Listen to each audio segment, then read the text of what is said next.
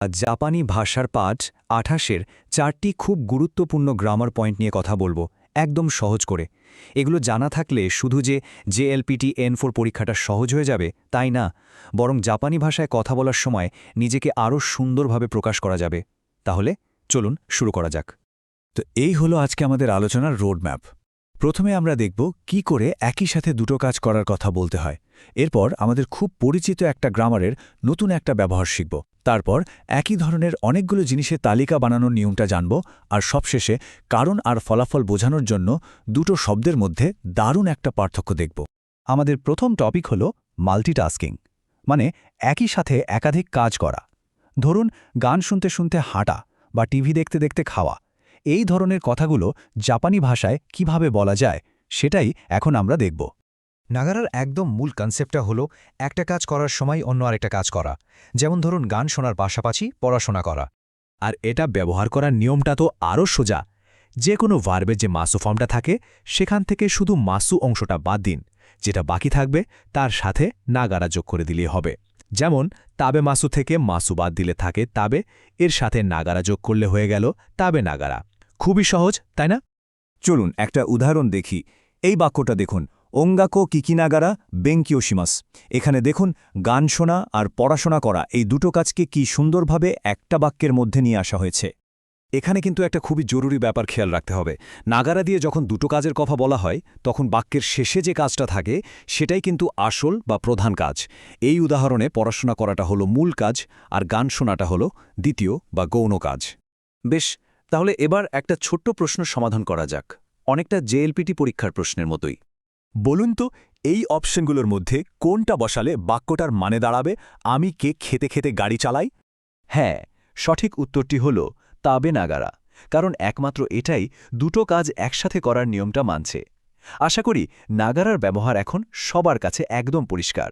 চলুন এবার আমাদের পরের টপিকে যাওয়া যাক। আচ্ছা, এবার আমরা এমন একটা গ্রামার ফর্ম নিয়ে কথা বলবো যা দেখতে হয়তো খুব পরিচিত মনে হবে, কিন্তু এখানে এর একটা একদম নতুন আর নির্দিষ্ট অর্থ আছে। আমরা সবাই তে ইমাসু ফর্মটার সাথে পরিচিত, তাই না? সাধারণত আমরা এটা ব্যবহার করি কোনো কাজ যেটা এই মুহূর্তে চলছে সেটা বোঝাতে, যেমন আমি খাচ্ছি। আবার এটা কোনো অবস্থা বোঝাতেও ব্যবহার হয়, যেমন আমি বিবাহিত। কিন্তু আজকে আমরা এর ৩ নম্বর ব্যবহারটা শিখব, আর সেটা হলো কোনো নিয়মিত অভ্যাস বোঝানো।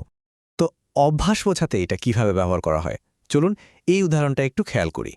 এখানে মূল বিষয়টা হলো বাক্যের প্রসঙ্গটা বোঝা। যখনই বাক্যে প্রতিদিন সকালে, ছুটির দিনে বা এই ধরনের সময় উল্লেখ করা থাকবে, তখনই ধরে নিতে হবে যে তে ইমাসু দিয়ে কোনো অভ্যাস বা নিয়মিত কাজের কথা বলা হচ্ছে, এই মুহূর্তে চলা কোনো কাজের কথা নয়। বেশ, এখন আমরা খুব কাজের একটা জিনিস শিখব। ধরুন আপনি বলতে চান এই রেস্টুরেন্টটা আমার খুব পছন্দের, কারণ এখানকার খাবারও সুস্বাদু, দামও কম, আবার পরিবেশটাও দারুণ।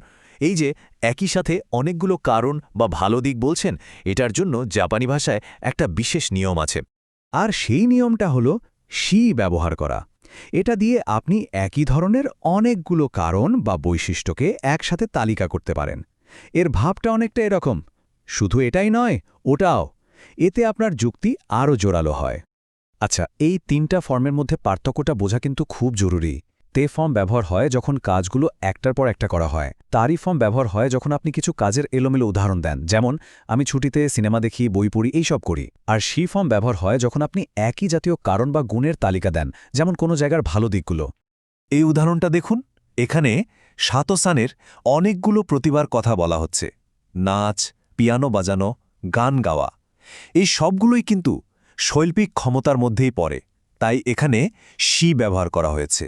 আর এই তালিকাকে আরও সুন্দর আর স্বাভাবিক শোনানোর জন্য একটা ছোট্ট টিপস আছে। তালিকার শেষ আইটেমটা বলার আগে সোরেনি শব্দটা যোগ করে দিন। এর মানে দাঁড়ায় তার উপরে বা তা ছাড়া। এতে কথাটা শুনতে আরও ভালো লাগে। আমরা আমাদের আলোচনার একদম শেষ পর্যায়ে চলে এসেছি। এবার আমরা দেখব অতএব বা তাই এই কথাটা জাপানি ভাষায় কিভাবে বলা যায়, আর এই প্রসঙ্গে দুটো খুব কাছাকাছি দেখতে শব্দের মধ্যে পার্থক্যটা ঠিক কোথায়। কারা আর সোরেদের মধ্যে মূল গঠনগত পার্থক্যটা হল কারা দুটো ছোট বাক্যকে জুড়ে দিয়ে একটা বড় বাক্য তৈরি করে, অন্যদিকে সোরেদে একটা বাক্য পুরোপুরি শেষ হওয়ার পর নতুন একটা বাক্য শুরু করে, যেটা আগের বাক্যের ফলাফল। উদাহরণটা খেয়াল করুন। প্রথম বাক্যে কারণটা বলা হলো আমি জাপানে যেতে চাই। বাক্যটা এখানেই শেষ, একটা দাড়ি আছে। এরপর ফলাফল হিসেবে একটা নতুন বাক্য শুরু হলো, অতএব আমি জাপানি ভাষা শিখছি। এই যে একটা কারণ বাক্য শেষ করে নতুন একটা ফলাফল বাক্য শুরু করা, ঠিক এখানেই সোরেদে বসে। তাহলে চলুন আজকের পুরো আলোচনা থেকে আমরা কি শিখলাম সেটা একবার খুব দ্রুত ঝালিয়ে নিই। মনে রাখবেন, নাগারা হল মাল্টিটাস্কিংয়ের জন্য। তে ইমাসু শুধু চলমান কাজ নয়, অভ্যাসও বোঝাতে পারে। শি হল একই ধরনের গুণের তালিকা বানানোর জন্য। আর সোরেদে মানে হল অতএব, যা একটা নতুন ফলাফল বাক্য শুরু করে। এই বিষয়গুলো আপনার জাপানি ভাষার টুলবক্সের নতুন কিছু